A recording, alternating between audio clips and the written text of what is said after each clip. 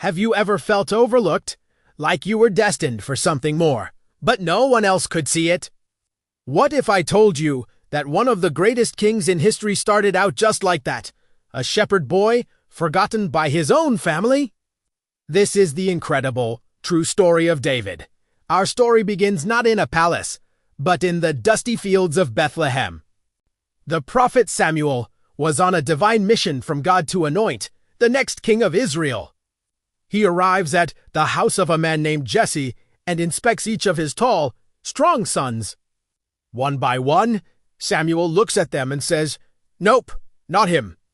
He goes through 7 sons, and none of them are the one. Confused, Samuel asks Jesse, "Are these all the sons you have?" Jesse hesitates, then remembers. "Oh, right, there's the youngest one, but he's out watching the sheep." They send for him immediately. And in walks David, a young boy, maybe a teenager, with bright eyes and a healthy glow from working outside. The moment Samuel sees him, he hears God's voice. This is the one. Anoim. Samuel takes a horn of olive oil and pours it over David's head, right there in front of his stunned older brothers. From that day on, the Spirit of the Lord was with David in a powerful way. But here's the crazy part. After being anointed king, David didn't go to a throne. He went right back to his sheep. His time hadn't come yet. Meanwhile, the current king, Saul, was having a tough time. A dark mood had fallen over him, and his servants thought some music might help. Someone remembered a young shepherd boy from Bethlehem who was not only brave and handsome, but also a gifted musician. So, David was brought to the royal court. Whenever King Saul felt that darkness creeping in, David would play his harp, and the king would feel relief. David was now juggling 2 jobs, royal musician and part-time chauffeur.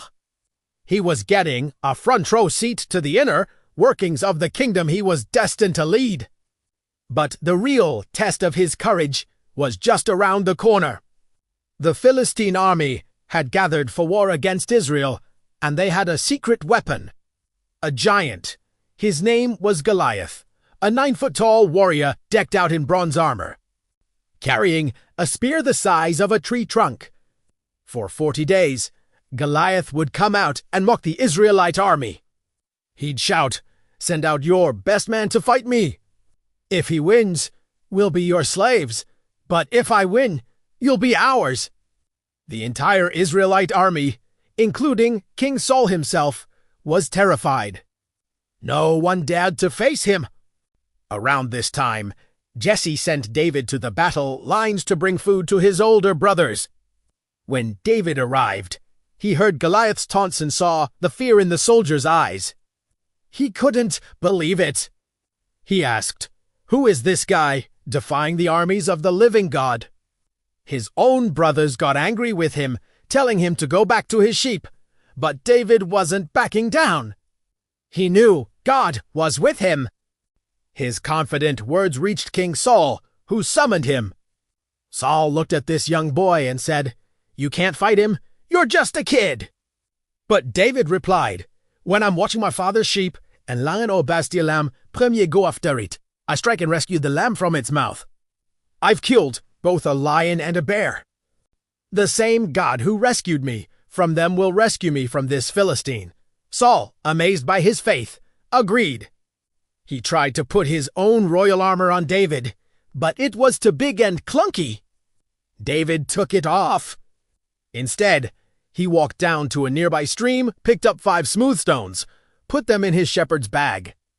And with his slingshot in hand, he walked out to face the giant. Goliath looked at David and laughed. "Am I a dog that you come at me with sticks?" He roared. David shouted back, "You come at me with a sword and a spear, but I come at you in the name of the Lord Almighty, the God of the armies of Israel, whom you have defied." David put a stone in his sling, swung it around his head, and let it fly.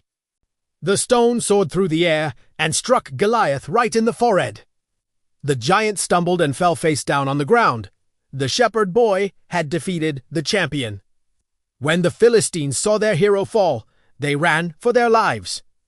And the Israelites chased after them, winning a huge victory.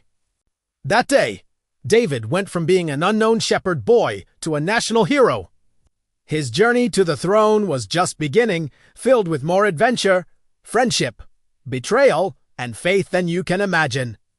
Thank you so much for watching. If you loved this story, make sure to hit that like button and subscribe for more epic tales. See you in the next video.